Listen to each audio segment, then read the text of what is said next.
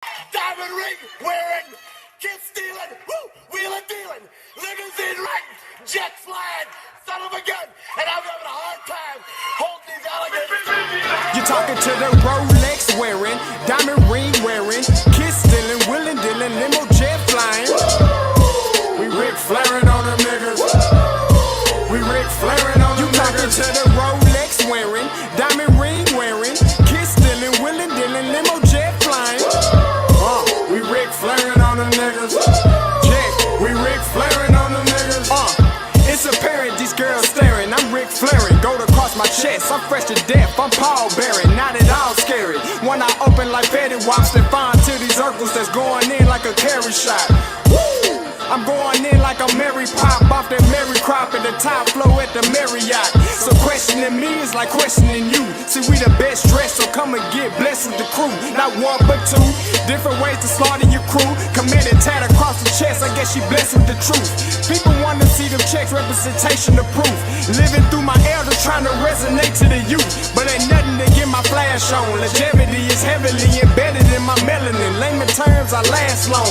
My grind repetitive, I'm smoother than real silk. Lyrical cash cow who can't cry over spilled milk. We in here. You're talking to the Rolex wearing, diamond ring wearing, kiss stealing, wheeling dealing, limo jet flying.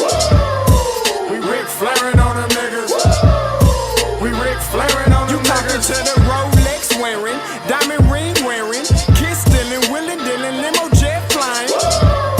We Ric Flairing on them niggas. We Ric Flairing on them niggas. This ain't no normal situation, this preparation with greatness. Industry full of fakeness, it's really up for the taking. See, life is what happened to you, more so how you take it. Don't get stripped of your knowledge and mentally leave you naked. I like to live otherwise. I'm sorry that I'm fresh to death. I put the polo and apologize. See, black son, we ain't nothing like them other guys. Quit to socialize, we organize, then we mobilize. Off the deep end like a scuba diver. And no confusion, just keep it pushing like Uber drivers. Woo! Business fresh just like a supervisor in a Gucci visor. Can't find a smoother rhymer. You're talking to the Rolex wearing, diamond ring wearing, kiss stealing, wheeling dealing, limo jet flying. We Ric Flairing on them niggas. We Ric Flairing on them niggas. You talking to the Rolex wearing, diamond ring wearing, kiss stealing, wheeling dealing, limo jet flying. We Ric Flairing on them niggas. We Ric Flairing on them niggas. Yeah, DQ baby. Shout out that boy Neely for that fire track. Hey, Black Sun, sun up. What's up, Vinny Vegas? What in Vegas? Yeah. Shout out Pharaoh's Kids, D-Phase, yeah, Moseby St, yeah, Ric Flairing on them, Ric Flairing on them, Ric Flairing on them, Ric Flairing, sun up, baby.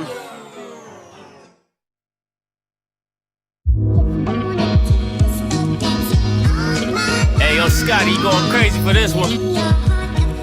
We see what you're doing, we salute you. Hey, let's get it started. It's backpack, capital one. What's in your wallet? Got a call from my man A. Scott. I said I got it. Love that you highlighting all of these black colleges. Try to pay me for doing this. Look, bruh, if you don't get off my line with that foolishness, voice of the swag, pull up where you at, no cap. If the Brody is speaking the soft facts, my advice, tune in to every show. Captain Petty, but we know that the sergeants are with the smoke. Speculate, just tell me what is we doing. Get into it, okay, look, I'ma say this and keep it moving. My boy Scotty, man, he offered the leash. Black grad, paying college, I'm glad that he called me. Walking, cause we all been taught that talk is cheap. Even primetime knows Scott for the HBCU streets.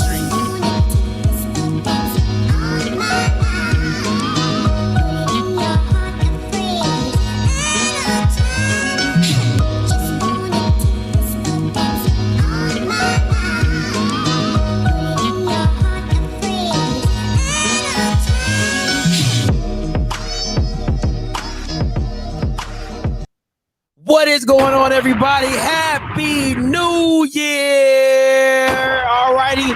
We bringing it 2022. Listen, new year, same petty.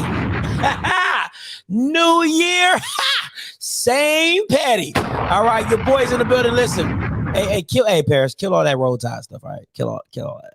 Kill all that. Kill it. All right, anyway, But anyway, listen, I got a jam-packed show for you today. One, we're going to get into Jackson State's new commit, all right? Two, we're going to talk about Uncle Neely has been found, okay? Uncle Neely has been found. And three, we're going to talk about the Celebration Bowl. But once and for all, guys, I want to tell you guys from the bottom of my heart, Happy New Year. I hope everything, and rest in peace, Betty White.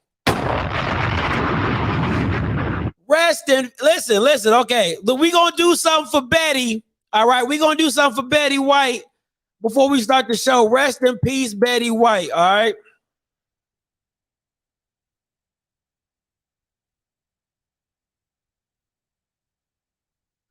All right, we gonna do something for, we gotta listen, we're gonna do something for Betty White. I need everybody to turn, listen, if you're watching this on your phone, all right, if you're watching this on your phone, I need you to turn your phone up loud, all right? If you're watching this at your house, I need you to turn this song up even louder, okay? I need everybody to sing this with me, because if you black, I know you know it.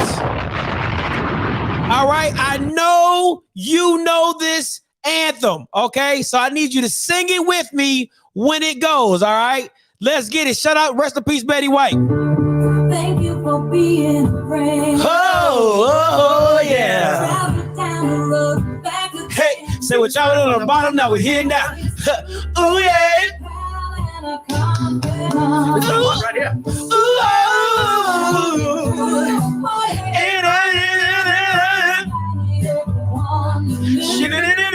The bigger.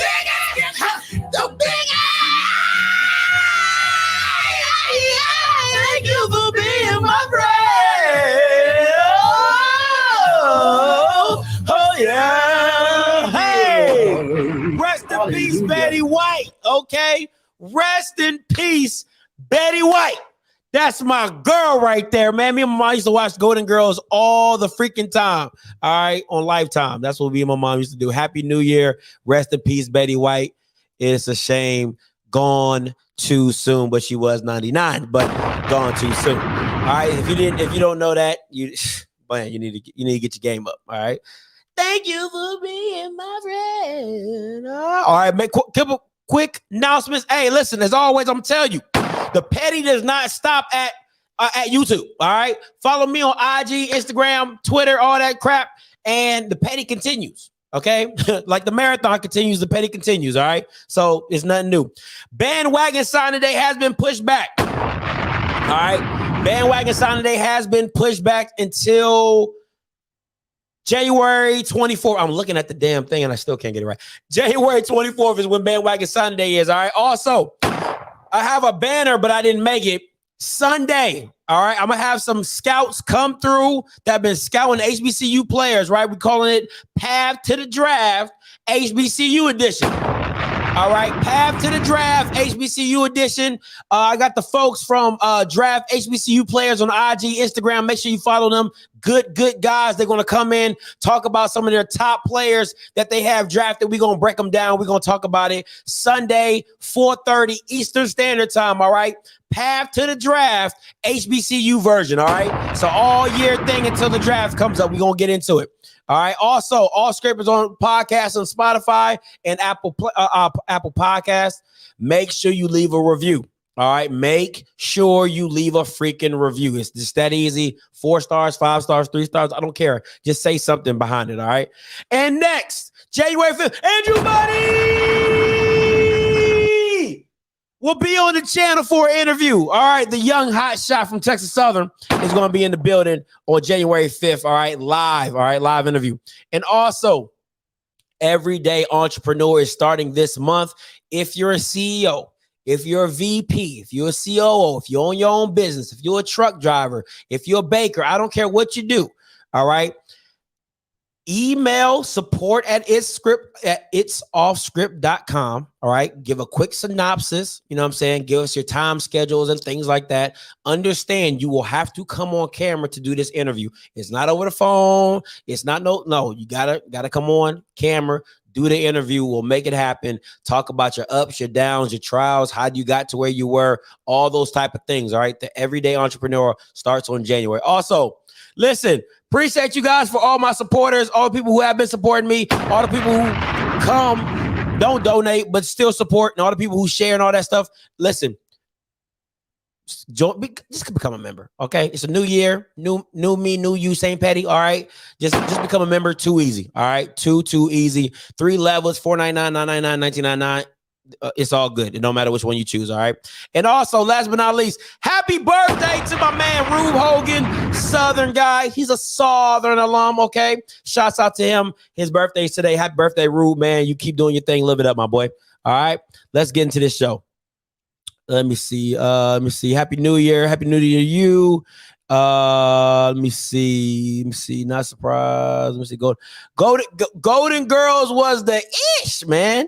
Golden Girls was the ish. If you didn't watch that with your peoples, I don't know what you was doing. All right, first up, we're going to talk about this new commit by Jackson State, all right? Because everybody has been blowing my stuff up, talking about, oh, Scotty, have you seen the new commit from Jackson State? Now, listen, on the left-hand side, you have the new guy, Kevon Mullins. They call him Key Mullins, committed to Jackson State. Now, listen, CFL put a video up about his high school. I ain't talking about that, all right? That shit's old and done with. I don't care nothing about it. He went to South Carolina State. Listen. Red shirt of his freshman year. First of all, great student. Let me say that. Very, very, very great student. I think he was on the student all-American team or student academic team or something like that. Great student. All right. So his stats at South Carolina State are nothing to get up in arms about, like, ooh, oh my God, like we got the next, oh my God, Algie Crumpler, or oh my God, we got the next, whoever you want to name at tight end, Shannon Sharp or whatever. That's not what it is, all right? Definitely not what it is. So on the left-hand side, you got the guy, he's 6'4". He was a wide receiver in high school, transferred over. Hey, appreciate you, Jay Holmes. All right, appreciate you, Jay Holmes. Went to South Carolina State, transformed to tight end. All right. Now, South Carolina State. Oh, University of South Carolina. I'm sorry. University of South Carolina. Thank you so much, Derek. University of South Carolina. Thank you so much. All right. Went to University of South Carolina, transitioned over to tight end. Now, listen, to the right. All right. To the right are Jackson State's tight end stat, Kylan Ritchie. So listen, you got a tight end to the left, right? To the right of that is Kylan Ritchie, your current tight end on the team. These are his stats. So I want to be very clear when people talk about, like, oh, Scotty, literally, people listen to me. Like, I don't bring this stuff up because I'm making it up out my ass, all right? People literally jump in my DMs on Instagram, Twitter, talking about, oh, Scotty, look what we got. Oh, man, we about to take over the... Bro, understand, does he fit your scheme? Does he fit what you do? You can't run the ball. So unless this Bama is there to help you block, to become a new tackle, I don't know what you're going to use him for, because you got Gents. Gents is a 6'5" string bean monster. All right. He's literally a wide receiver playing a tight end. You know what I'm saying? So he's a slide out. If he was at a Power 5 school, if he was at an LSU, he would be a stretch Y. You know what I'm saying? An inline Y where he's in the slot all the time and dominating people. You probably have him on the outside for red zone, stuff like that. But I don't know what you're going to use him for. I really don't. Because listen, if you're banking on a tight end become an all-world blocker, you barely went 2 tight end sets. Like, understand your like this is what bothers me about people who just throw stuff. You just throw stuff at the wall. All right, you just throw stuff at the wall. Oh yes. When did you guys? I could probably count on both hands how many times you went a 2 tight end set. a power formation set, 3 tight end set, where you have like a loaded formation to one side. All right. I could count on one hand how many times you put a blocking tight end in the backfield to help your running back. That is not your scheme. Okay, so once again, I'm glad this kid wants to go to an HBCU. I'm glad he went to Jackson State. But understand, does he fit what you're doing? Do you know how? Listen, there's not too many teams that even use tight ends in the passing game. Okay, the team that used it the most was actually Southern. Southern was the one team that you could count on to actually use a tight end, and Bethune-Cookman. And if you saw how Bethune-Cookman used their tight end, he was everything for them.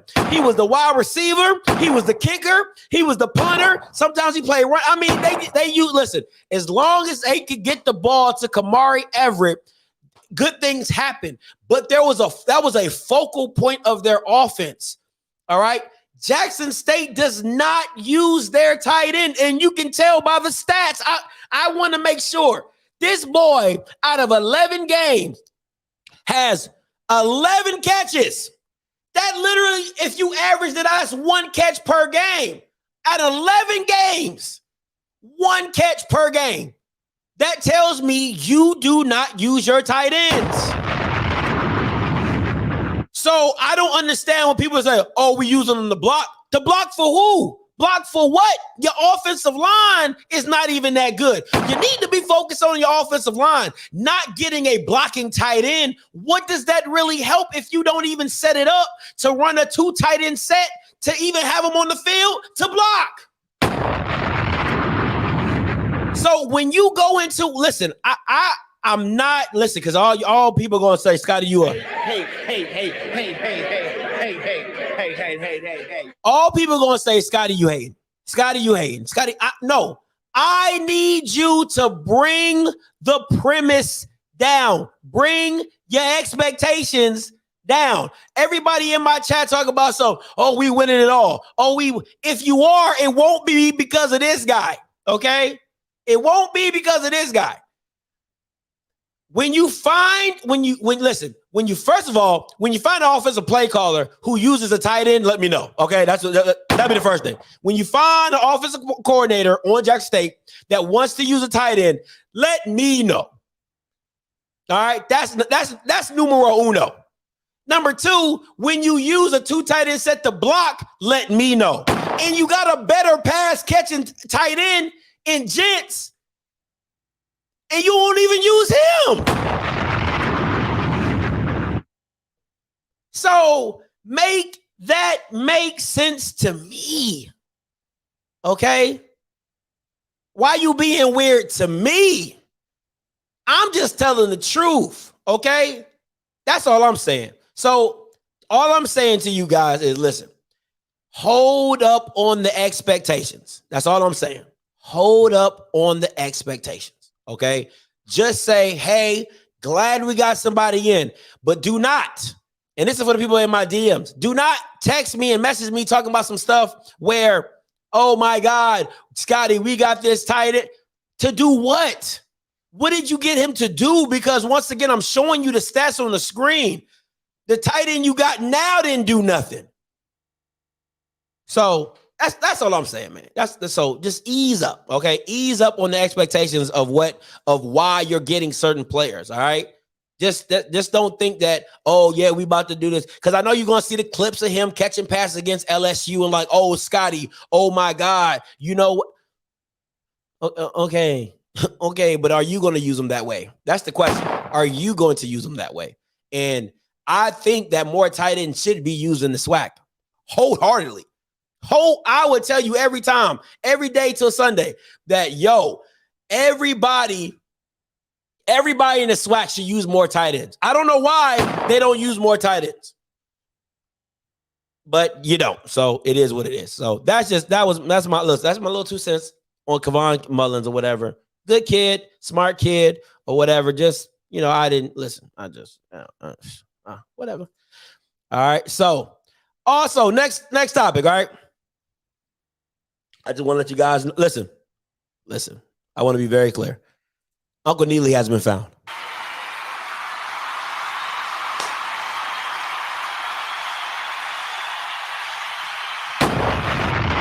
Uncle Neely has been found. Okay.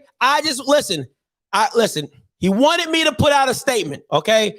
We at 1-800-FIND-A-BAMA wanted to put out a statement just congratulating all your hard work and efforts and everything you do to support us, right? So I want to give you guys a statement, all right? This is what I'm saying, all right? We at 1-800-FIND-A-BAMA would like to thank you all for all your hard work and dedication for the safe return of Uncle Neely. He is doing well, but his energy has not been the same since the Celebration Bowl. Please pray for the return of his bravado. All right, listen. I can't thank you guys enough, okay? I can't thank you all. Listen, you the people, okay? You the people, all right? Of how diligent and how formal you guys were into finding Uncle Neely.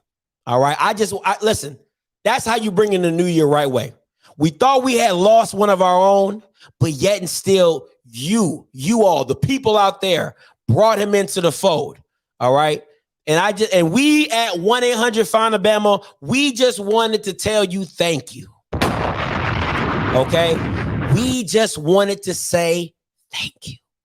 All right. Now, we also at OFFScript wanted to just show just a little, just some clips, nothing too serious, nothing too serious. Just a little clips of, the energy that we at 1-800-FIND-A-BAMA were talking about that kind of changed. It just changed up a little bit. You know what I'm saying? Wasn't the same. So I'm gonna play you something.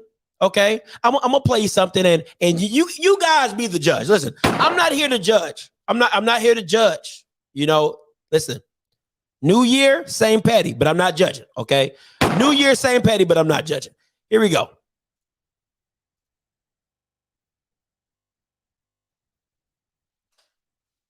On the sidelines and the buildups, because again, this is Deion Sanders, this is Coach Prime, and he is returning to Atlanta. When he was a Falcon, and although the building is different, he will tell you just like Babe Ruth built Yankee Stadium, he built that Georgia Dome.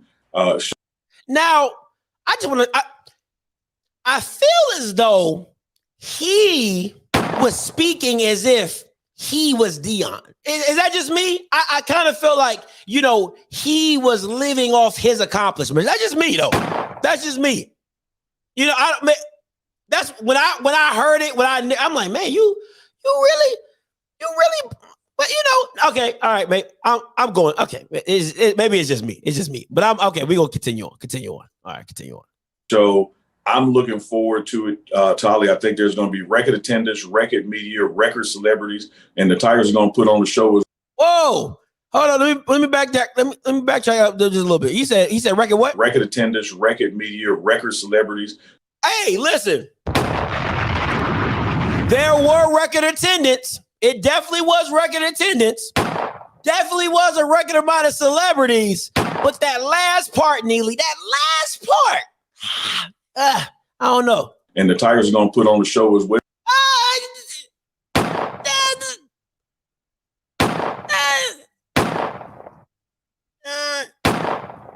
You didn't know.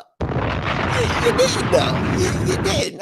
I didn't see that show. I mean, I was at the game. I was at the game. So I ain't watch on television like a lot of people. All right. I'm just saying, like, I didn't see. Oh, but that's neither here nor there. That's neither. Dylan, we're gonna hoist that big trophy up and. Whoa! That sounds a little cocky to me. This is my thing, right? This is what kills me about Jackson State fans, man. This is what kills me about Jackson State fans, because when I say stuff like, yo, like, what are we doing? And I tell you to keep that same energy, right? When I tell Jackson State fans to keep that same energy, this is the energy I'm talking about. This is the energy that I speak of, okay? When I say keep that same energy, I say this is what I'm talking about. This right here, let me go this way. This right here is what I'm talking about when I say keep that same energy. Because when everything was, when you thought you was going to win, we going to hoist the trophy up with that. But then when you lose, That's all I'm asking. That's all I'm saying is keep that same energy. You was big bad Neely. That's all I'm saying. That's all I'm saying. But continue. We're gonna continue. Well, and we're gonna hoist that big trophy up and bring it back to Jackson with us. But you didn't. Keep that same energy. Next, we moving on. But I appreciate you. Listen. We at 1-800-FIND-A-BAMA.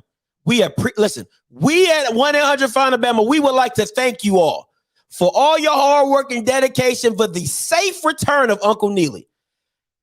He is doing well, but his energy. I said, but his energy.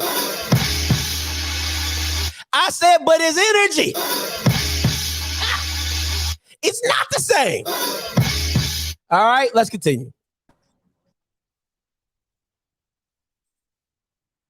Okay, can't complain, man.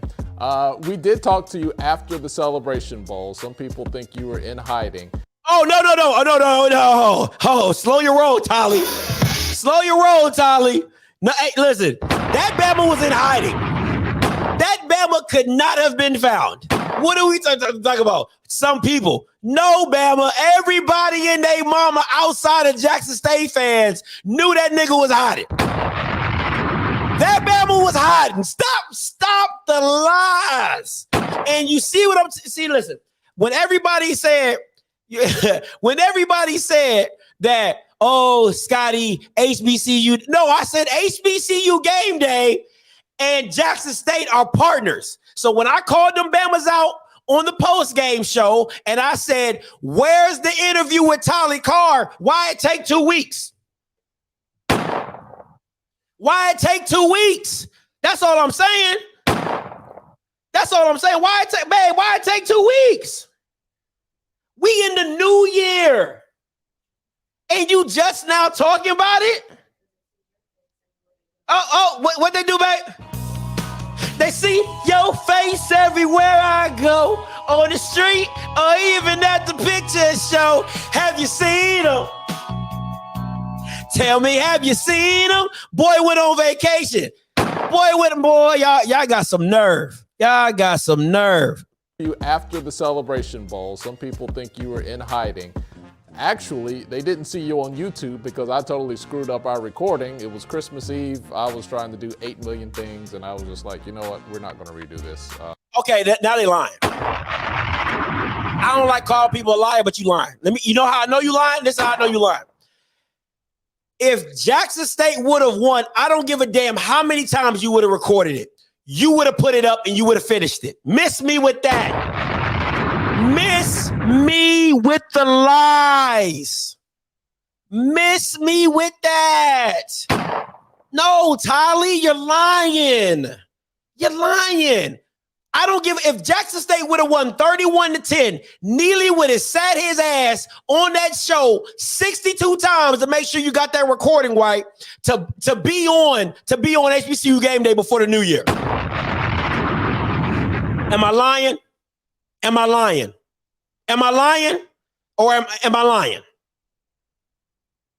I ain't lying. And we all know I ain't lying. He would have sat there. Hey, let's run it back. We can do the record. We'll do another recording. So the reason why you didn't post nothing 2 weeks. In 2 weeks. The reason why you didn't listen, the game was December 18th. So you ain't post nothing in 2 weeks because it was technical issues. Listen, Bama, I was born that night, but I wasn't born last night. Okay, I was born that night, but I wasn't born last night. All right, let's rewind this a little bit. Actually, they didn't see you on YouTube because I totally screwed up our recording. It was Christmas Eve. I was trying to do 8 million things, and I was just like, you know what? We're not going to redo this. Enjoy your Christmas. We'll talk later. So here we are. And just briefly, it's almost like ancient history now. What's kind of been the vibe, man? Jackson State and their players and their coaches don't seem like the types that sit around and spend too much crying. What was the post-celebration bowl loss vibe like when you guys touched back down in Jackson? How was he? It's been 2 weeks. No, I want that raw emotion. I don't want after you've been sitting and stewing with it for 2 weeks to come up with a professional answer. I don't want that. I don't want that. I don't want nothing about that. And did he say it was ancient history? Bob, man, Jackson State redo this. Enjoy your Christmas. We'll talk later. So here we are. Here we are. And just briefly, it's almost like ancient history now. It ain't ancient history. Put my water down before I spill my computer. Now it's ancient history. Now it's ancient history. Because they didn't win, it's ancient history. But watch what he brings up, though. Okay, the Celebration Bowl is after the SWAC championship. But the Celebration Bowl is ancient history, though. Make that make sense to me. Make that make sense to me. The Celebration Bowl is after the SWAC championship, but that's ancient history, though. Okay, boy. Listen, if you want to know what a softball question looks like, tune into HBCU Game Day asking Uncle Neely questions. That's what a softball question looks like. When you ask me, Scotty, what is a softball question? Scotty, what are you talking about when you say, oh, they won't let you in media day because they don't want... These are softball questions. This is what they do. Underhanding them janks. Underhanding them janks. Underhanding them janks. Just so he can hit them out the park. No. I want to see the footage. What's kind of been the vibe, man? Jackson State and their players and their coaches don't seem like the types that sit around and spend too much crying. What was the post-celebration bowl loss vibe like when you guys touched back down in Jackson? Well, I think it stung. You know, I think that the Tigers, the players, the staff, the fan base wanted to win that game, went to Atlanta to win that game, and we got it handed to us. You know, we were never fully in that game offensively, defensive side of the ball, or special teams. Hats off to South Carolina State for doing what they did. They came in with a better game plan, better execution. And the Tigers, the pregame show, no one is hiding, you know, from that loss. You were, though. Hey, Rashawn, if this ain't for you, my boy, you could happily take your Rashawn 89 ass somewhere else, my boy. Deuces. Listen, y'all don't gotta watch this, okay? Nobody forces you to watch Golden Girls. Nobody forces you to watch reality show. You clicked on my thumbnail. Take your ass somewhere else if this don't what you like. It's just that simple. Back to this foolishness now, okay? And the Tigers, the pregame show, no one is hiding, you know, from that loss. It is what it is. But I also think that there has been an accentuation of that our main goal, if you will, was reached, and we won the SWAC championship. That was your main goal? Hold on. You didn't say shit about that in the first part. You said we gonna hoist that trophy up. You didn't say, hey, you know what? We already won the SWAC championship. We don't care about the Celebration Bowl is icing on the cake. You didn't say that. I mean, you didn't say that. You said we gonna go to Atlanta and hoist the trophy. Now, the main goal was the SWAC championship. Celebration Bowl didn't matter. Why is it? Boy, how the tables have turned. Okay? That energy is not the same. That energy is not the same. Okay? Energy is not the same. And won it convincingly by going undefeated in the SWAC. So that is something that a bowl game loss cannot erase. Everybody wants to win their last game. You want to close out your season on a high note. But there's also a significant prize that was obtained, which is the SWAC championship, and the manner in which we got it going undefeated in the SWAC. You know, you cannot erase that with a bowl game loss.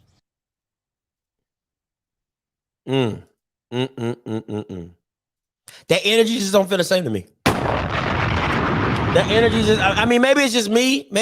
You know, sometimes I'm an overthinker, you know, I'm real simple most times, but sometimes I'm an overthinker. So that just don't sound like the same energy to me. It's just real funny to me. Hey, you are the only participant in the conference. You know, once you hit a white girl, the call lines was open. All right. That just didn't seem like the same energy to me. That's all I'm saying. Because you go in with the mindset of first, it's just the it's the panting to me. Like it's the pandering for me. Like that's what it is for me. You know what I'm saying? Because once again, listen, this is what I do, right? Let me explain to y'all something. And most of my day ones, they know this. I am a firm believer of holding people accountable. Okay? That's all that's what it is for me. I'll tell you to go to, first of all, HBCU Game Day has a monster video on the Celebration Bowl on the looks from both teams in South Carolina State. Like they do the walkthrough. Awesome video. Awesome video. Go check it out. But at the same time, they do crap like that where you're not, listen, it's so jovial. Like, and that's your lane, that's cool. But don't get mad when I critique it. Because that's whack. That's whack. It's whack to me. To me, it's whack because you let him push out all this Fox News Jackson State narrative, right? Where it's like, we're this, they won't do this, we're gonna go do this, and then when they get their ass whooped, then it's all, hey man, if you don't want to come on, it's fine. You know, if you want to hide for 2 weeks, that's cool. You know what I'm saying? That's great, man. That's cool. No, keep that same energy. That's my point. Hey, what's up, caller? You loud? Talk to me. Hey, man. This is in the neighborhood, second generation Jacksonian calling. Talk to me. Well, okay, I got two quick questions. The first question is, now, I feel like you are right that you get to tell people that they shouldn't come to your platform if they don't enjoy your show. Like, to me, it's lame. And do you agree it's lame that people will come to your platform and put negative things in the chat, right? Yeah, you don't got to click on this. You know, like you don't got to click on it. So my question is it not then contradictory or hypocritical that you did the same thing at the pregame show when you put negative comments in their chat? I didn't put nothing negative in their chat. It was, yes, you did. No, wait, let me tell you. It was an individual. Wait. I'm sorry. Let's backtrack. Terry Harris came at me. I went at him in the pregame show chat. That's what happened. I have rarely, if ever, commented on anything underneath their chat. That's not what it is. So I didn't do it at Neely and Charles because first of all, that's not how I get down. I'll bring it on my platform. I'll say it to their face. I don't have to sneak this nothing. So I responded to what Terry Harris was saying to me in their chat. That's how that went down because he called my name out in the chat. So that I was responding to him. Go ahead. But let's think about what I agree with you said, but let's think about what you said though. Remember, because you on your platform, you've already said a couple of times the show is boring. They don't get enough likes, not enough likes from me. My question though is if you said that on your platform, even if you're going to somebody else, okay? So let's say you're going to somebody else. What sense does it make or why is it not contradictory? So you've already said they don't get likes, it's boring. So if they don't get likes, it's boring. I don't understand the point to then be in the chat. You know it's boring. You know they don't get likes. So if you know it's boring to you and you know they don't get likes, I'm just trying to understand. Like for me, okay, so I'm not a big hip hop person. I was raised on funk and rock and roll and blues. I'm a Prince fan. I don't like hip hop. So since I don't like hip hop, I don't go anywhere hip hop is being played. So if the pregame show is lame and they don't get likes, why would you even be there? You're missing the point. I just told you why. I literally just told you why. I said somebody. Why you were there? Listen. Wait a minute, why you were there? I mean, I'm telling you. I don't listen. Why were you even there? I just told you that. I said I got a screenshot of somebody in the comments that told me, "Yo, Scotty, they talking about you." So I'm like, okay, cool. You at me, I'ma come. I came into the chat to talk to Terry Harris. I can bring up the whole chat. It's nothing for me. I went at Terry Harris in the chat. That's it. Okay, I'm going to go back and look because what I saw you put in the chat was about the pregame show. I didn't see you put anything specifically about Terry Harris. If you go on at Terry Harris, you should say something specifically about Terry Harris, not about the pregame show. Am I wrong? I'll bring it up for you, bro. It's nothing for me. Okay, like, it's nothing for me. I mean, I'm not. What I'm saying is, I'm not right now. I'm not calling you a liar. I'm just saying that what I saw in the chat Like for me, if Terry Harris came at you right, like if I said like the second generation say Scotty sucks, then Scotty would say second generation sucks. Does that make sense? Yeah. You didn't say Terry Harris sucks. They don't have their what you said was something they don't about have the their pregame show. They don't have their live. They don't have their live chat. They disabled their live chat, so it was in a live chat. So that's where it was at. Right. Let me explain to you how it went down. I'll tell you exactly how it went down because I got the screenshots of how it started. Terry Harris is like, everything you see Terry Harris pretty much say in the chat is what he said in there. He's like, Scotty, OFFScript's a clown, block, whoop-de-whoop. I said, it's real funny how I'm a clown, but yet you're on my stream every time. I said, that's what it is. And then he was like, the pregame show is a better production than yours. I said, then why do you come to my channel? That's what I said. He was like, oh, he said something in response to that. I said, you know what? I said, I shouldn't be here. They don't get enough views for me anyway. And I'm out. That's what I said. And I left after that. So okay. I'm still responding to Terry Harris in the actual content. That's how it works. Like, listen to what I'm telling you. I'm only there because somebody called me out. I'm not there to simply bash the pregame show like a Terry Harris, like a Rashawn, like all the other guys who just like, that's like me going to the pregame show saying, you niggas is clowns. You niggas is trash. You Bamas is shit. I don't do that. That's the difference. Okay. All right, now this gets me to my second point. Can you present any audio, any video where Bishop or Neely has ever called your name or said anything about your show? No. Okay, so my question is, if you don't like people telling you what kind of show you could have, why do you feel like it's not contradictory or hypocritical for you to tell them what kind of show they can? If they not talking about you and your show, why are you talking about them and their show? If I refer to their show on my platform in a public forum, that's that. Listen, let me break it down for you. Well, what I'm saying is that they're not talking about you, though. You see what I'm saying? I'll let you finish. I'll let you finish. I'll let you finish. I'm sorry. Go ahead. Okay. You're right. I'm sorry. My point is this: if I have a problem with whatever, it doesn't matter if it's Dion. Anytime you put public content, if you put public content out in the internet, I can discuss it. It doesn't matter. So anybody can come in my chat and opinionate it. Now, if we say it's wrong, if we say if I have a problem with it, that's a personal problem I have. But at the end of the day, they're still allowed to do what they do. If you ever put public consummation out to the public, I'm allowed to critique it however I want. Just like anybody can come in my chat and say whatever they want. Do I have to agree with it? No. Do I have to like it? No, but I'm allowed to do so. So me liking it is a personal problem. Me having an issue with somebody coming into my chat saying, hey, Scotty, your show is trash or whatever is a personal problem. Does not mean they're not allowed to say what they feel or do what they want. All I tell you is go somewhere else. That's all I tell you. But as long as Neely and them put it out and I can grab it and put it on my show because I disagree with what they're doing, or I don't like how something is said, or I don't like the false narrative that they're putting out, I'm allowed to do that. And Neely and Chuck can have a personal problem with me saying, I don't like that kid does that, but that can't stop what I do. See, you confuse two different things. There's a difference between an aesthetic sensibility and a lie. So let's deal with the difference between an aesthetic sensibility and a lie. Because first I wanted to deal with aesthetic sensibility, but let's just deal with a lie. When you say false narrative, right? Tell me what false narrative that Deion Sanders didn't. Tell me what Deion Sanders did not interview for the TCU job. Did they say that? Yes or no? Did they say that? Yes or no? Yes. That's a false narrative. That's a lie.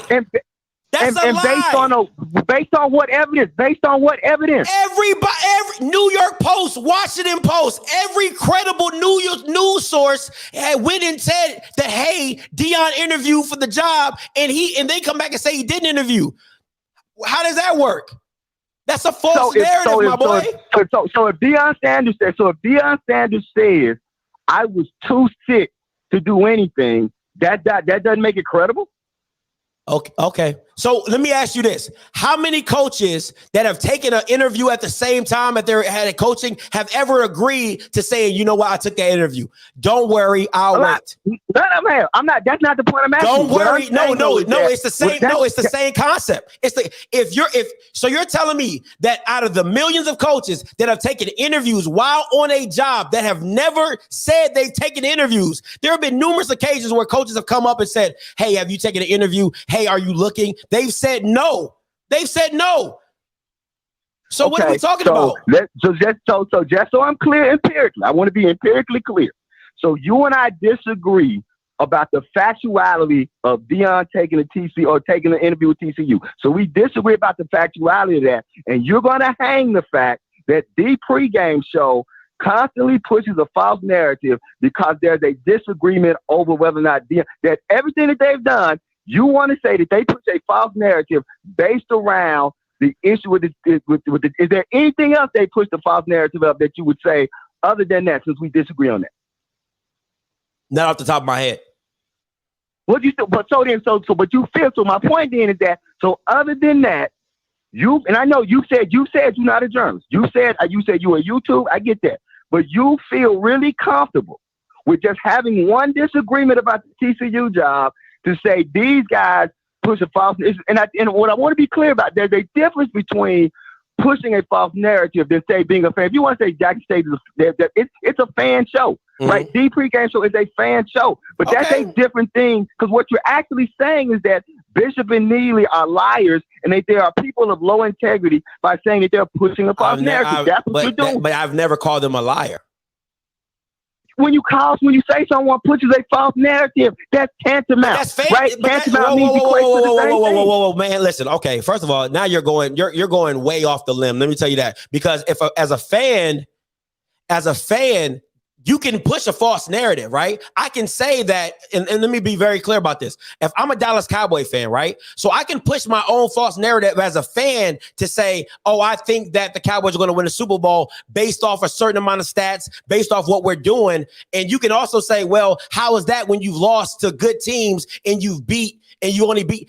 You can always adjust something to fit your narrative with the right stats or with the right production or with the right presentation of something. So as a fan, you can always create. You can always. It is a false narrative. It is a false narrative. It is a false narrative because I'm building a narrative of something that can be adjunct to something else. So if I say as a fan that the Washington Wizards can win the NBA championship, and I give you a line of stats, that's building a false narrative towards my end goal. And I give you another, and somebody else comes back and says, hey, that's not true. Let me give you the other way of looking at this thing of why it's not going to the NBA championship. That's another way. So you can build your false narrative. I can counter correct your narrative, or I can say my own false narrative or my opinion on something, and you counter correct my narrative. It goes both in the same. So what are we talking about? No, because you say false narrative is means to actually specifically misconstrue facts. The difference is that the difference between you and I, like you and I can look at the same facts and perceive those facts differently, whether it's vaccine facts, whether it's stats on QBR ratios. We can look at different factual statistical data and say, hey, based on this statistical data, there's a different understanding or perspective that I've had. But a different perspective does not equate, is not tantamount to a false narrative. If I push it to a public platform, I'm creating a narrative, my boy. That's what that is. That doesn't make it a false narrative. That doesn't make it a false. If I have the way to counter correct it, I can call it a false narrative. I can call it whatever I like. If I can give you the adjunct stats or opinions about it, I can call it a false narrative. So what are we talking about?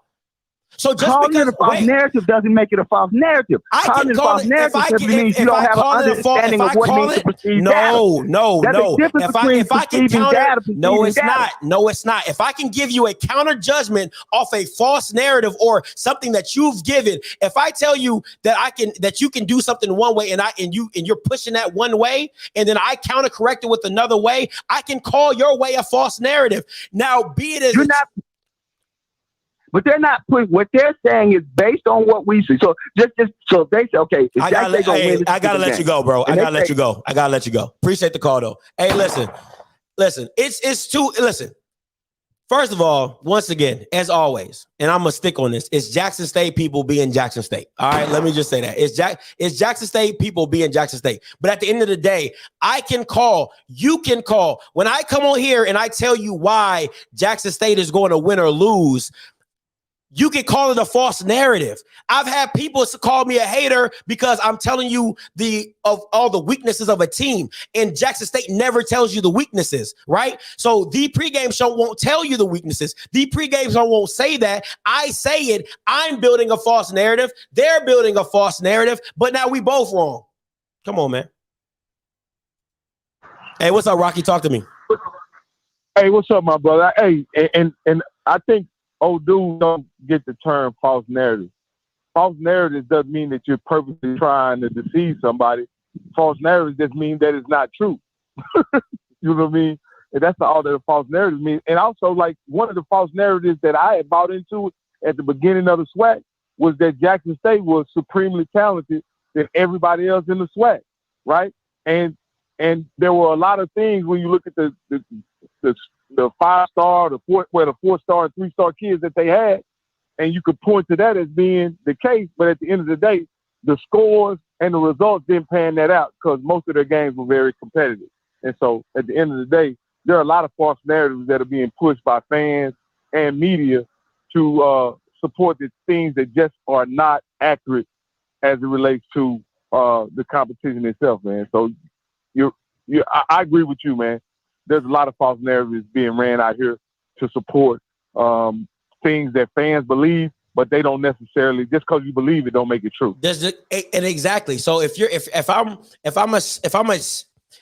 a fan-based show, right? So if I'm a Washington football team show, if I'm a Philadelphia Eagles show, if I'm a Dallas Cowboys show, I'm going to push a narrative that shows you, even in the down year, that something is good. That's a false narrative.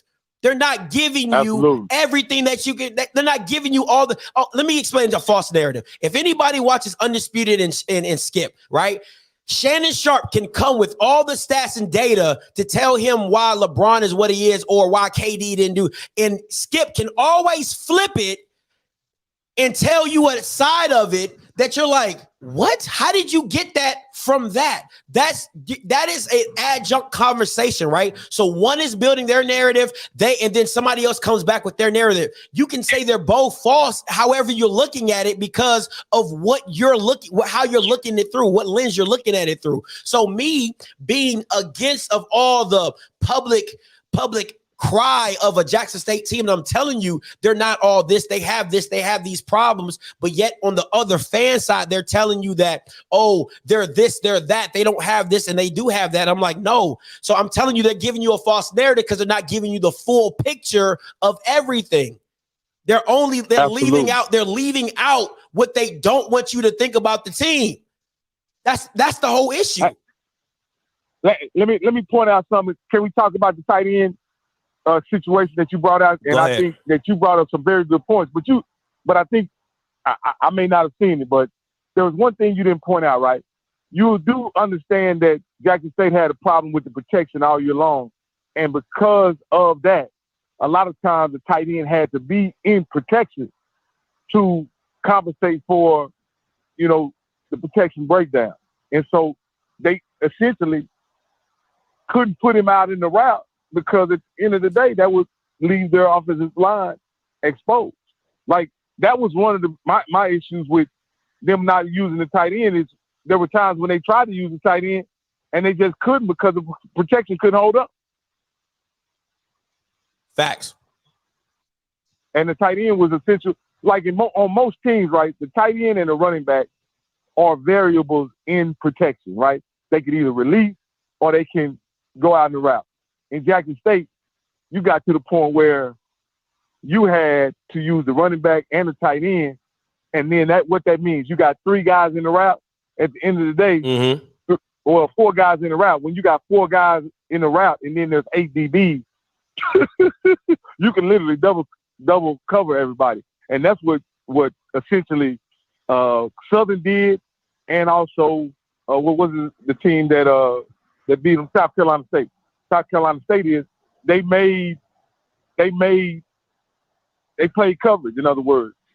And when you play in coverage, you can talk about all the passing you want to. The only thing that defeats coverage consistently is running that goddamn ball down their throat. Yeah, to get them out of what they're to get them out of dropping 8 or however many they're dropping to bring somebody into the box. Yeah, and so I think the tight end acquisition, or just think about this, Script. If you bring 2 tight ends in, you make it a variable as to what they will use, which tight end they will use for protection, right? So you can release one or the other. I don't think they ran 2 tight end sets very much, if at all. And a 2 tight end set gives you more versatility in a passing game that has trouble protecting the quarterback. And I think having multiple tight ends could benefit them, and give them more options. But at the end of the day, I'm also going to agree with you here. I saw nothing from a play calling standpoint and a scheme standpoint that gives me any indication that they'll be able to use a tight end as a weapon that they couldn't use Malachi, Hooker, Rucker, and Corbin. Like those are great weapons. And if you can't get those guys loose, it doesn't. I don't think you can. I mean, there's no guarantee they're gonna be able to get this tight end situation handled. Any open. Exactly. No, I said get the tight end situation handled. Hey, but Rocky, I got a lot of callers on the line. Hey, yo, text me after the show. Man. Okay. All right. Bet. I will. All right. Hey, caller, you live. Talk to me. Yeah, man. John from Atlanta, man. South Carolina State graduate, man. I called up today. Yeah, I saw the thing on HBCU game day, man. They're not keeping it real, bro. The JSU people, they're not keeping it real. All we asking for them is to keep the same energy, like you said, man.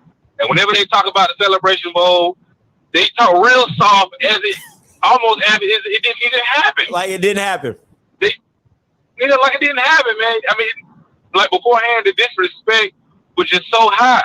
I never seen it in my life. From South Carolina State perspective, it's like we had no history. We never played football before. We just got on the field. And like I said the other day, man, they let the 65 record fool them. And I get it. If you 11 and whatever, and you play the 65 team, it's easy to overlook, but they didn't look at the type of games we played. They didn't look at the matchups. And they didn't look at the losses. They didn't look at that. They just said, 6 and 5, and that's it. And they were talking real loud. You was at the game. I was at the game. They fans were leaving around 8 minutes. They were leaving, walking out. I was like, that's not DI love. Yeah. That's not DI love. Because if you really down with your team, you're going to stay win or lose. Them players needed y'all. JSU fans, your players needed you to stay there and root them on. Loss like that. You got that's a hard loss. That's a hard loss to a 65 team when you got hard Madden. And then you look up in the stands and you see your fans walking out. And it was empty by the time the game was over. JSU side. I don't get it, bro. But they not keeping the same energy. They say they not hiding, but they are hiding. But they just gotta take it on the chin, man. Take it like a man. Hey, be real about it. Keep that energy. Hey, listen, while you're talking, the comments are coming out. And you can just listen, man. You know where Jackson State fans at, because they like, it's over, it's done with. We're not talking about that. And then right on the back end, we're SWAC champions. Like, listen, I need the same energy on both ends, bro. I just need the same energy on both ends. I don't get that. And the statement, we're not even a cocky school like that. I mean, every school they got the trash talk, but we not like that, bro. And when we lost those games, we lost to Clemson. Clemson was just number 1 last year. And we put 14 up on them, got 2 interceptions. I was more worried about FAMU making it to the Celebration Bowl than Jackson State, because we lost to FAMU. We take our loss like we supposed to. We got our butts whooped. Even though we had key deal players missing, we lost. And I believe if we would have played FAMU in the Celebration Bowl, I don't know what would have happened. I was going to root for my team, but I don't know what would have happened. But I wasn't worried about Jackson State. I really wasn't. I really wasn't. But, man, that's all I got to say. But Jackson State fans, y'all need to keep it real, man. Don't be fake fans like that, because that's uncalled for. Because the way y'all was talking junk, it was blowing our minds. And you got your butts whooped. Because we got NFL players on our team, too. You know, we got everything on our team, just like y'all got. But most of our teams from South Carolina, like 90% of them. You know, but that's all I got to say, bro. I appreciate the show. Keep doing what you're doing. Hey, appreciate it, man.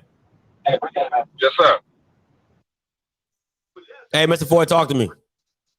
Hey, listen, let me turn this thing down. You talking about a false narrative. Let me tell you the false narrative that I believe. The false narrative I believe was that the MEAC football was on his deathbed. And let me tell you who woke me up from that. South Carolina State University, because I thought that they were on their deathbed. I didn't even keep up with the MEAC.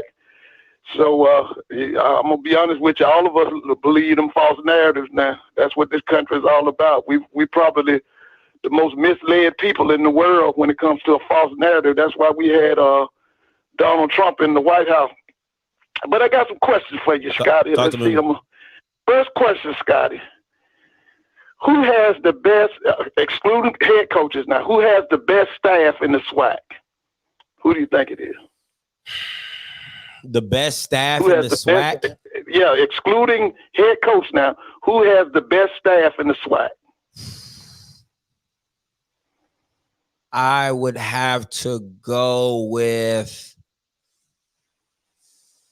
and people go, you said, but you did say excluding. You said excluding head coaches. Yeah, but we're excluding head coaches. I'm talking about if you take the head coach away and look at the best staff, who has the best staff in what school has the best staff, best coaching staff? I would have to go. And I'll tell you who I got. I would have to go with Manor staff. And the reason I'm going, okay. Yeah, I'm going with Manor staff because of DT. So this was the thing with me.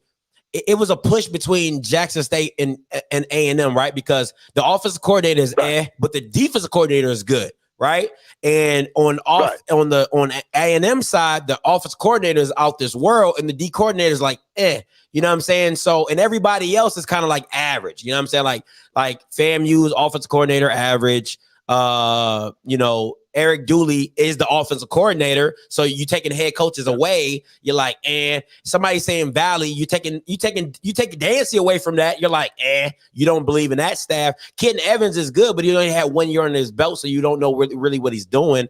So yeah, I think it's a push, but if I'm going, I would take A&M. I would take DT's mind over Dennis Thurman's defense. So I'm gonna go with A&M on that one. The best staff. Yeah. Well, you know what, you called mine out. The tool I got with the best staff was Florida A&M. I like the fact that they got 2 offensive coordinators on offense. I love the defensive staff. I think that they didn't even miss that street guy. When he left, to me, the defense got better. My second question, who has the best offensive coordinator? Not excluding head coaches. Who has the best offensive coordinator in the SWAT, in your opinion? DT, by far. DT, easy. The best offensive coordinator? DT, Alabama A&M, easy. Yeah. Okay, and that's what's that guy? Is that the quarterback, Taylor? Dwayne Taylor, he's the offensive coordinator. Yeah, okay. Yeah. All right. Like I told you, I kind of like the combination of KJ Black and that guy, Stachek, Ryan Stachek. He's supposed to be a graduate of West Virginia. I just love the way he runs that offensive line, and I love the way he ran that offensive line at Alcorn. So I kind of lean with the fight. My last one, who has the best defensive tackle? I mean, who has the best defensive coordinator in the SWAT? Jackson State by far. Jackson, listen, and Dancy's a close second, but he's the head coach. You know what I'm saying? Right, we exclude head coach. Exactly. So, okay, so you're going with DT? Yeah, got to go with DT. If you were adding head coaches, it would be Dancy. It would go DT then Dancy for me when it comes to defensive minded coaches. I would have to give it to them. I think FAM is more of a, I think they're more of a talent based defense, not a scheme based defense. If you get what I'm saying, they're real base. Right. They're real base formation ish. They don't really bring anything exotic or nothing like that. Cedric Thornton at Alcorn. You know, he went to he's at Grambling, but he would have been a close second as well. Yeah, he would have been a close second as well.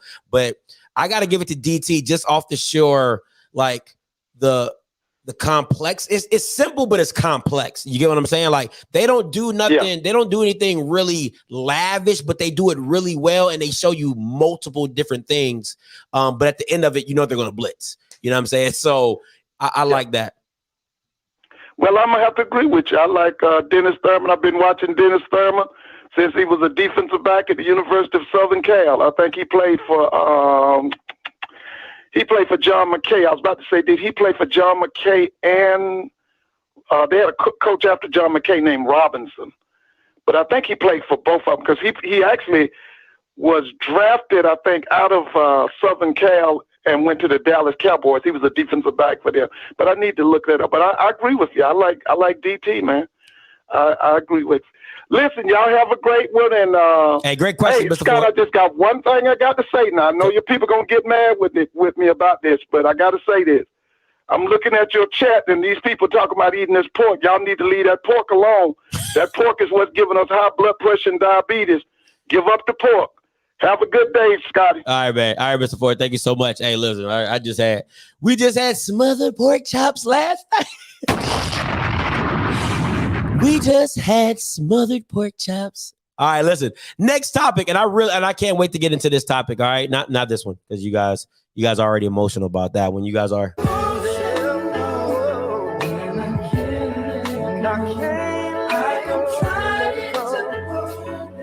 I'm trying to hold on. Oh, let me see here. Kind of get this going.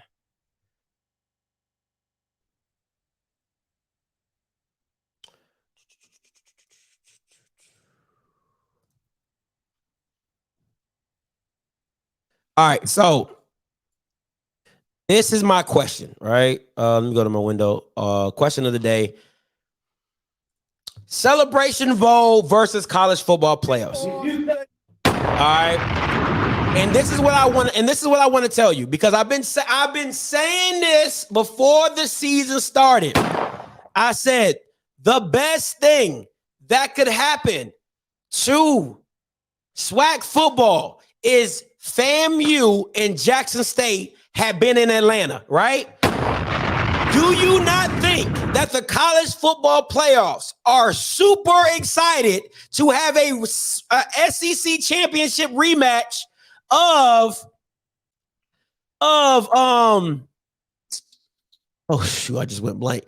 Georgia and Alabama? They loving that right now. They are absolutely loving it. And my point is, and what I've been saying from the beginning is simple, that that the SWAC needs to do a play-in game for the Celebration Bowl. For the Celebration Bowl. It's perfect, right? Because you give an opportunity. So let's say South Carolina State does beat FAMU, right? And Jackson State beats North Central. You still get what you got, right? But at the same time, if FAMU beats South Carolina State, Jackson State beats North Central, you now have a rematch of the Orange Blossom Classic in the Celebration Bowl. It would have been pandemonium if you see what the attendance was with South Carolina State and Jackson State. Could you only imagine if FAM and Jackson State had been in the Celebration Bowl? I have been saying this from day one. More football equals more money, okay? And I know I get these callers that say, hey, Scotty, what are we going to do? How are we going to play? Listen, you play these games, right? You play these games at the home field, at the higher seeds home field, right? So FAMU would play at South Carolina State, right? North Carolina Central will play at Jackson State because they're the higher seed. That's how you play it in. You have the championship game as a Celebration Bowl. Is that not what college football playoffs are doing? Y'all, is that not what they're doing? And now they have the matchup that they want. Listen, ABC, ESPN, all them Bamas, they know exactly what they wanted today. And they wanted Georgia against Alabama part 2. That's exactly what they wanted. So all I'm saying to the committee, to y'all out here is simple as this. All right. You can't answer the question because of best SWAC staff, because they are. At the end of the day, adding more football,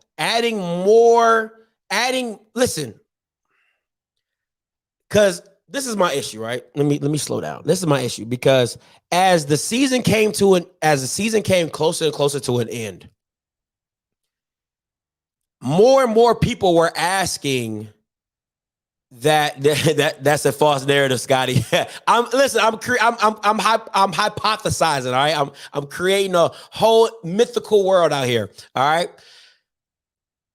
The closer and closer that the playoffs got, more and more fans will call in, hey, Scotty, what do you think Jackson State can compete in the playoffs? You think Jackson State can compete in the playoffs? You think FAMU? Oh, I didn't want to hear that. I didn't want to hear that because when I was pushing the playoffs before the beginning of the season, everybody said I was crazy. Everybody said, we don't care about the playoffs, Scotty. All we want is the money from the Celebration Bowl. How could we turn down $2 million, Scotty? But it was real funny how closer and closer and closer it came, the more and more people wanted to see. Hey, Scotty, let me ask you a question, Scotty. What? You think Jackson State could win a first round playoff? You think FAMU could win a first round playoff? You think that? No, hell no. And I kept telling y'all no. I didn't want to hear that. You want the Celebration Bowl. That's what you wanted, right? That's all the stuff you wanted. So what I'm telling you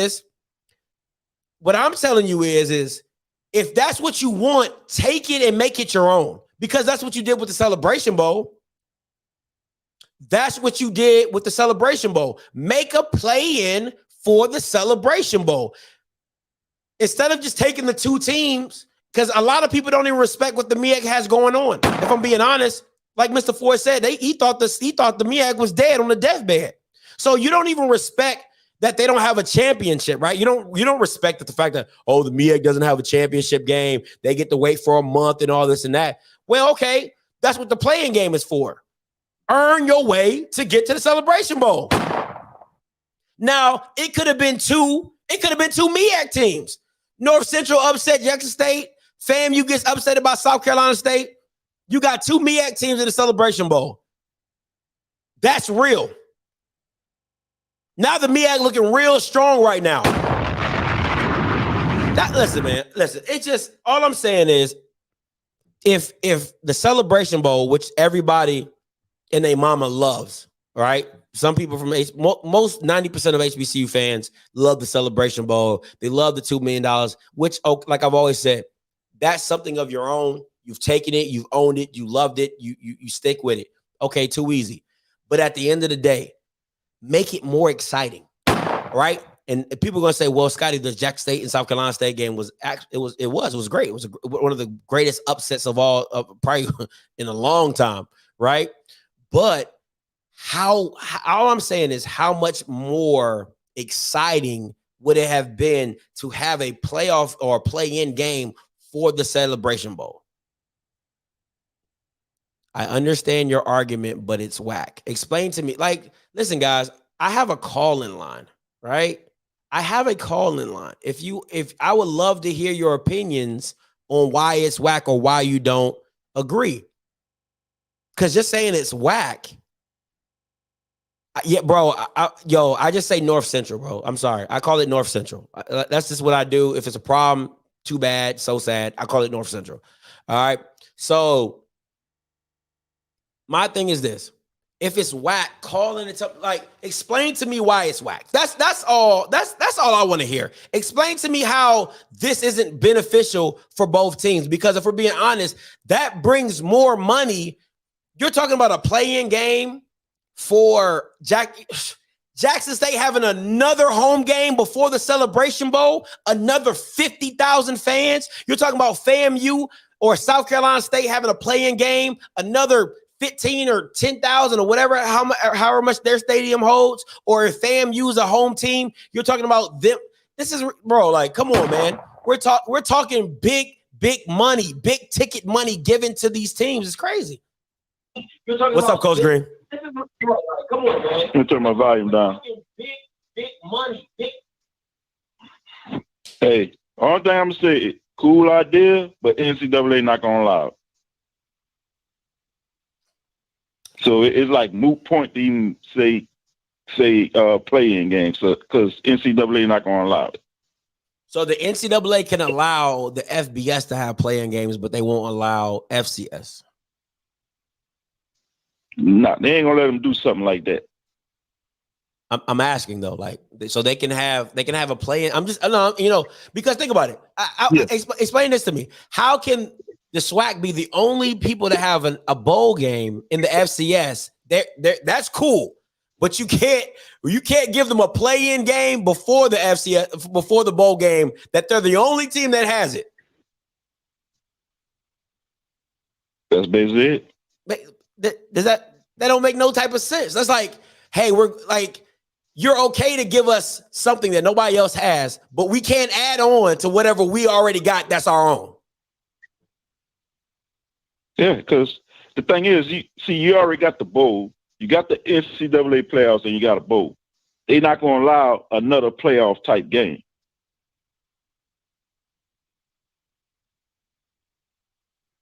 Why? You call them and ask them. See, they'll do an interview with you. Ask them why. Because but Blue broke it down pretty much. I just that doesn't make so you can it's hard for me to understand, because there are playoff games going on as the Celebration Bowl is going on, and they have 3, 4, 5 rounds. So you can't. So as two conferences that have their own separate bowl game, they can't add games in, but they can't add a game in between to get to their bowl game, their own bowl game. They already have the SWAC championship. MEAC doesn't, because they don't have enough team. So they would love to have one if they had enough team. They would do one too. And you got the FCS playoffs, which the SWAC going also do for the teams that don't make this Celebration Bowl. Or, I mean, the teams that don't make the SWAC championship, put it like that. So they're not going to let you have a playoff type playing game since you already got the Celebration Bowl.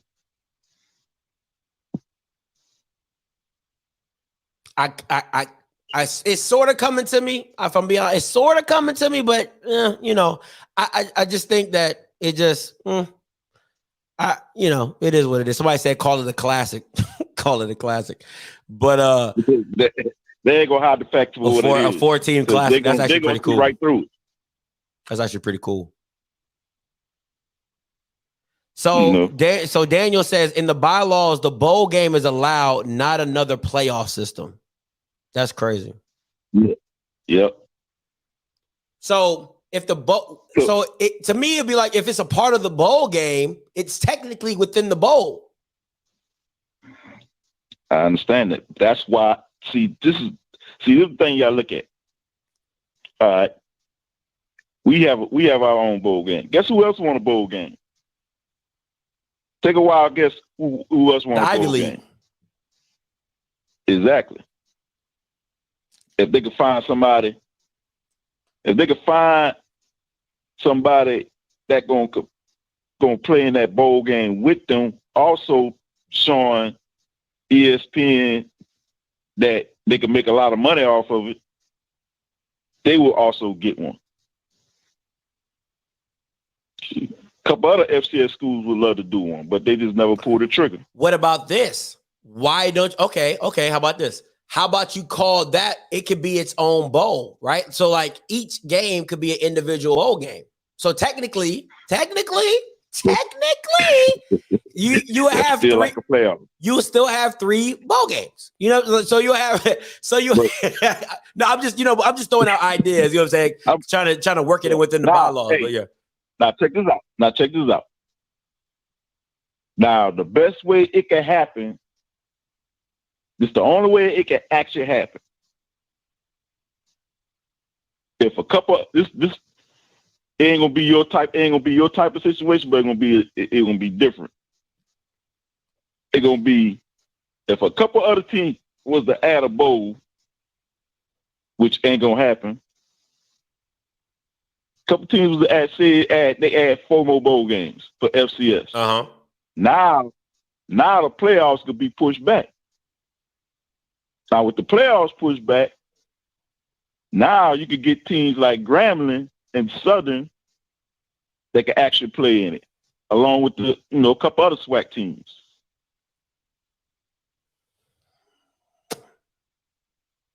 That's the best situation that can happen, but that's not gonna happen. All right, Coach Green. Hey man, appreciate the call though. All right, man.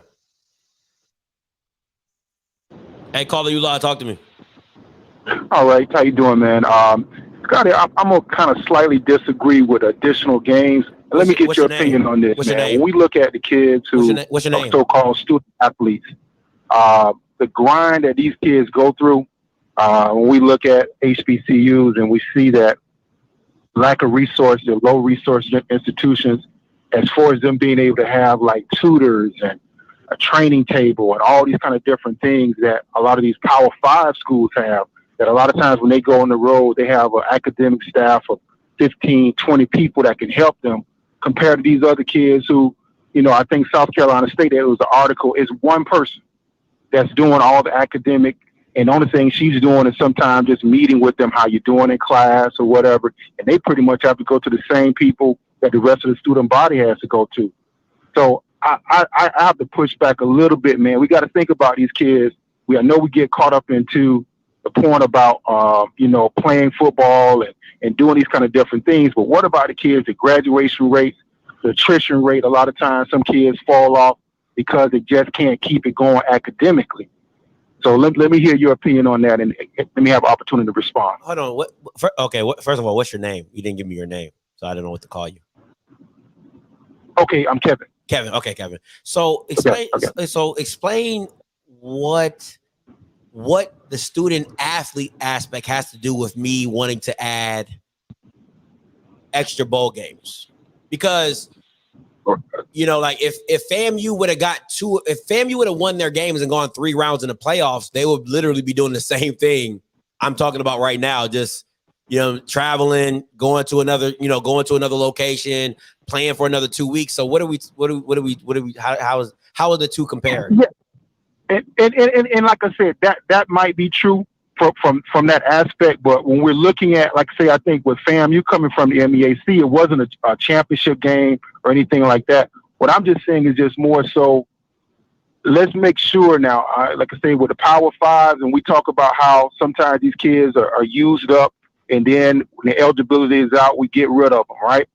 What I'm just saying is just making sure that we got to make sure that for HBCUs now, that we get these kids graduated. And I understand, again, it's a business, and that's what happened. But let's make sure that we also look out to make sure that they can have the things they need, that 4 or 5 years down the road, they have their degree, right? And again, you got a low resource institutions that don't have the type of different things that these other Power 5s have. I'm sorry to cut you off, but I think you're floating in 2 different areas. Like athletically, yeah, they might have low resources, but education wise, they don't. I've had numerous of HBCU graduates call in, talk about PV's institution, Tuskegee's institution. Like as the school is doing very well. You know what I'm saying? Athletically is where HBCU schools don't compare to Power 5s with those type of resources. But if you're talking about academically, that's not. I definitely am disagreeing with you on that aspect. I don't think that's where most schools have a problem at, is teaching their kids or making sure that they're graduating. No, I'm saying the student athlete. Yeah, see, the thing is that if you look at athletic program and the ability for that student athlete to be able to stay up, that's why we were having so many issues with APR. When you look at this, it's the issue about most of the APR violations and penalties are HBCUs. And that's because we don't have the type of resources to be able to, keep these kids a lot of times and giving them what they need to travel and do all this, and then stay up with their academic work. So what I'm saying is this, in that same sense, let's make sure that we keep an emphasis on making sure that these student athletes have the type of different things that they need.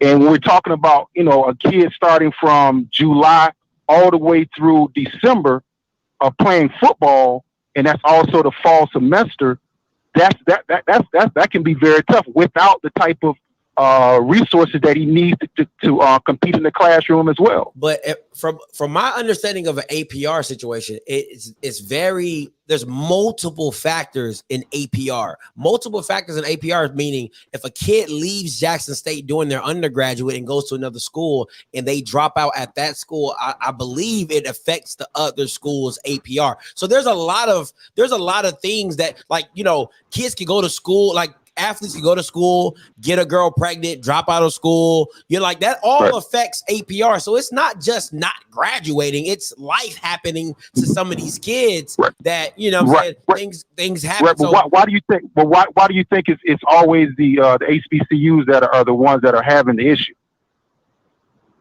There's a lot of schools having issues with APR. No, man. If you look at the issue about with the penalties that come along with it's primarily HBCUs are the large segment of those who are getting those penalties. But think about and the reason. Go ahead. Go ahead. Finish. I'm sorry. Go ahead. Yeah, and if you look at the situation, like I said, I played at FAM, and the thing was that, man, we didn't have a lot of the different things, and like I said, we had to go and get in line to go to the tutoring lab, and a lot of times you can't, practice starts at a certain time. And you're trying to get in to see someone or talk because you didn't have those type of resources and academic tutors to help you that travel with you or be with you and have you can do different things or talk to teachers for you. Those you don't have that. And that's the thing that, again, we got to make sure, when we're looking at the graduation rates, making sure these kids are getting out, man. Okay. And that's the only thing I'm just saying is that look at both aspects. They're students first. Okay, I'm gonna say my point, and then somebody wants to get on a conference call with you. But this is my thing, right? So my thing is this: if there's 5,000 students at a school, like come on, like this is like apples and oranges, bro. Like University of Texas A&M, right? Texas A&M probably got like 30 to 40,000 students, right? If I take 10% of them and I take 10% of FAMU, like the numbers are they're still 10%. But the numbers are going to be skewed based off student enrollment. You know what I'm saying? So I have less wiggle room when my student enrollment is lower than yours. You got 40,000 students. I got 5,000 students, and we're trying to make it work. You know what I'm saying? Like I got 10% that left on APR or whatever. My numbers are different, but let me see what Coach Green wants to say about this topic. And hey, Coach Green, I know you listen to me. Kind of keep it, let's keep it casual. Y'all, whatever. Hey, what's up, Coach Green? Let me see what Green wants to say about this topic. And all right. Hey, Coach Green, before you go, all right, I need you guys to listen very closely to one another. So when somebody's done, you can speak. I don't want you guys talking over each other because I want people to hear this conversation. But go ahead, Coach Green. You can start it off. All right. Now, what you put out about many factors of APR, you was very right. And then this is another thing you got to look at. See, it's an article that the Undefeated just did that you got to look at because this is another major factor. Jackson State got a high graduation rate. They talk about Jackson State, South Carolina State since they both was in the Celebration Bowl. They both got a high graduation rate, 89 to 90. All right. Then they moved on and showed the difference with the APR. This is why the APR was considered racist because it's all about one. It's showing one side. You look at University of Georgia, all black athletes at University of Georgia. Guess what their percentage was? 55%. Yeah. So that's what you got to look at. See, Georgia, I ain't gonna. Alabama got a high rate, so I ain't gonna put them in that too bad. But all them PWIs, they could gloss over it with the white players. Right. And then you got to also look at the points that Scotty was putting out there. So you can't even use the APR because the APR is so slated. It's too slated. And that's why, we were suing the NCAA about that APR because it's too slated. Because you can look at a whole bunch of other PWIs and their graduation rate of black athletes are low. Because that's ridiculous for Georgia to have 55%. So that's why you can't really use the APR.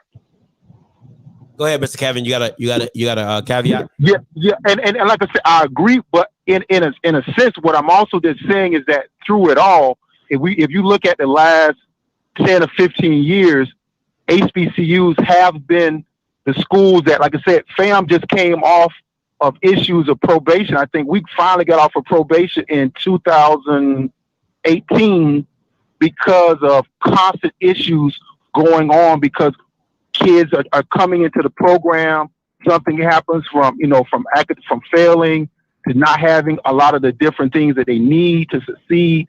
You saw, I think Grambling had some issues like that. And like I said, it was a constant thing. So what they started doing was saying, I tell you what, the NCAA was realizing that, man, this is unfairly picking on HBCUs.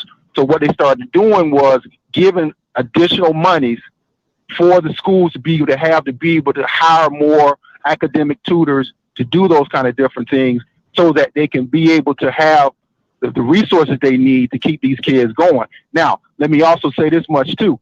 What you're also finding now is that because of the penalties that come with that, you're starting to see these majors that you're starting to see a lot of the kids go into. It's all about just getting a kid in and out. So you see a kid coming in and he's majoring in interdisciplinary studies and he's graduating in 4 years from that point. And you kind of going like, well, damn, what can he do with that? The college don't care. As long as they can show that, hey, we got him out of here in 4 years and he's a statistic that said he graduated. And we don't want to do that. Yeah. Go ahead. I disagree with that point, because it's numerous players. And if you also got to watch the documentaries and find out, and you'll find out more. The documentary like Jack State had and FAMU had. And then that's not necessarily true, because I could point at a kid at Southern that played safety for Southern, and he was in law school as a grad student. He graduated from school, the regular part, and went to grad school at Southern and still played football and going to school as a lawyer. So you can't really say it like that. Like I said, the big issue is, see, the PWIs got away with it because they could gloss over by putting the white players in there. You put the white players in there, too, they ain't gonna have that APR problem that much, because if you look at the black players, the black athletes that go there, they graduation rate at 55 or lower. That's ridiculous.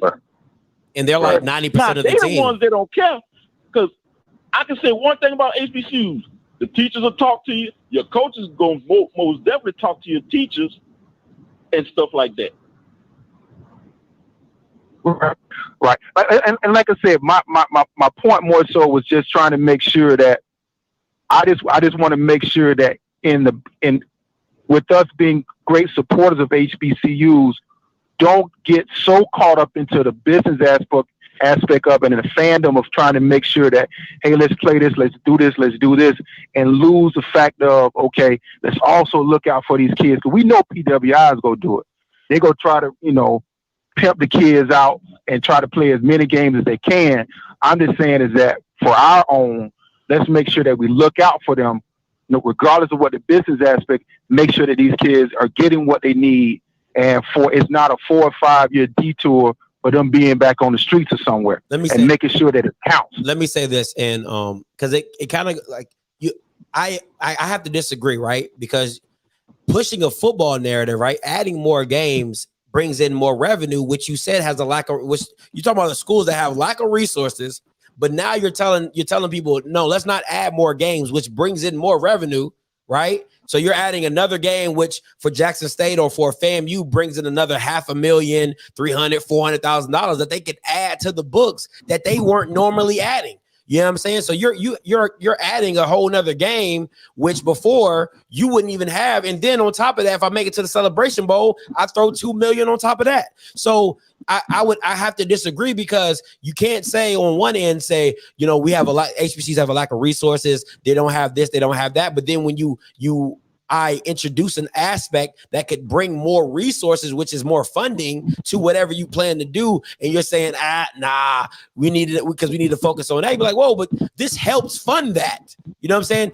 We get more money here, or we get extra dollars here. We get more sponsorship here because of add a bowl game or add an extra game, but add an extra sponsor. Now we turn around and flip that and use it for academic resources. But that's a no.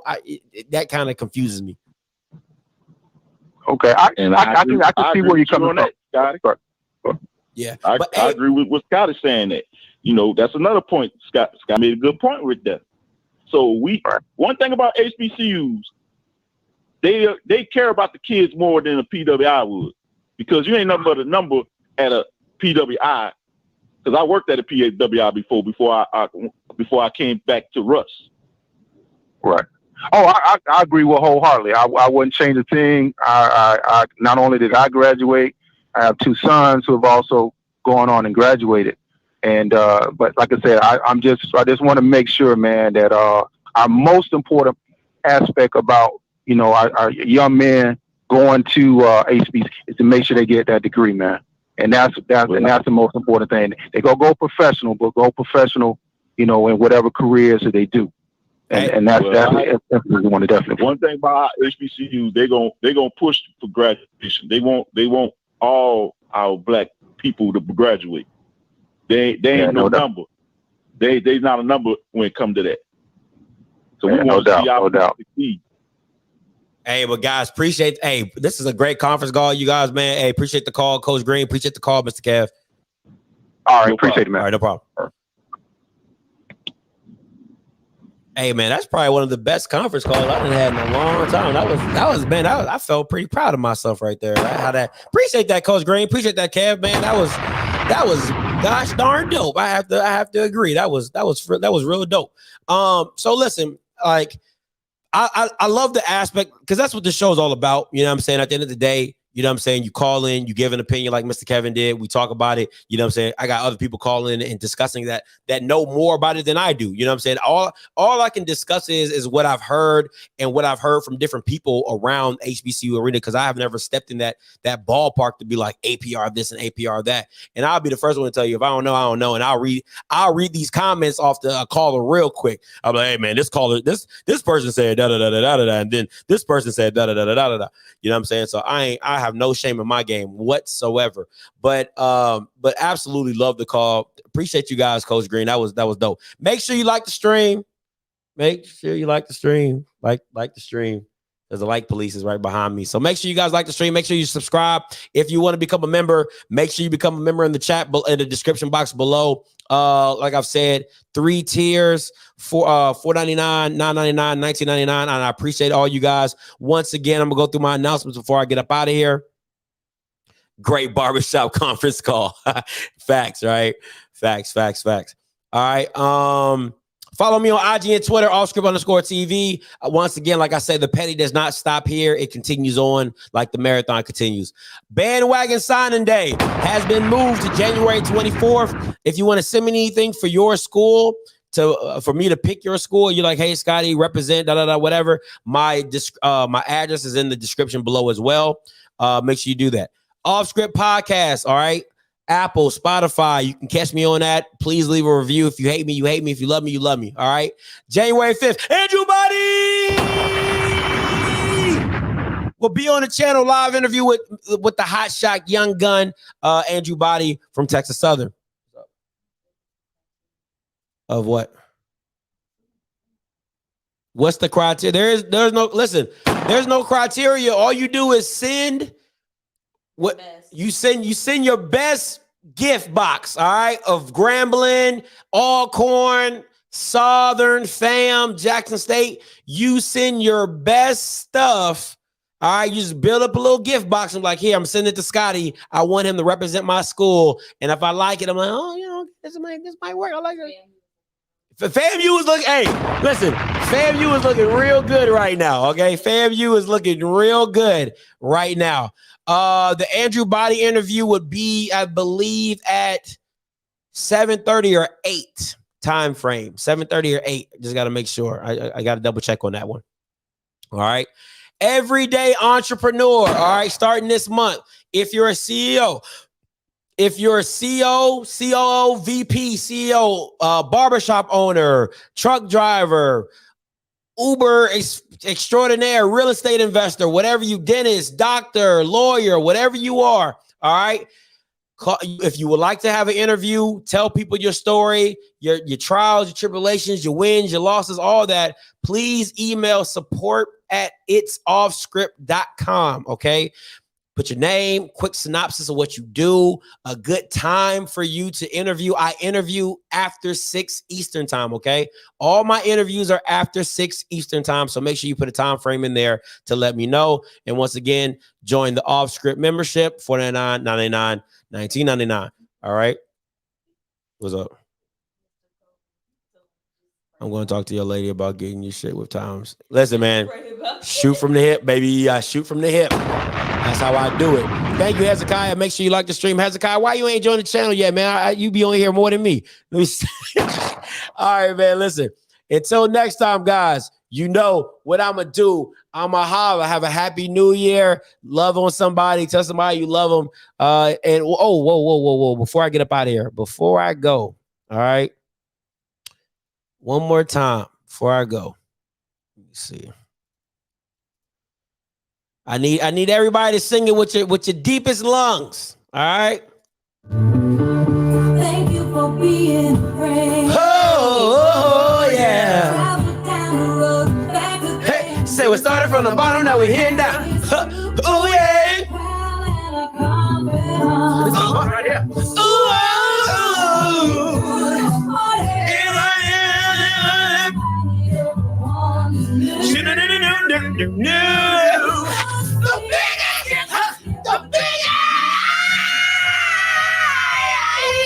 Thank you for being my friend.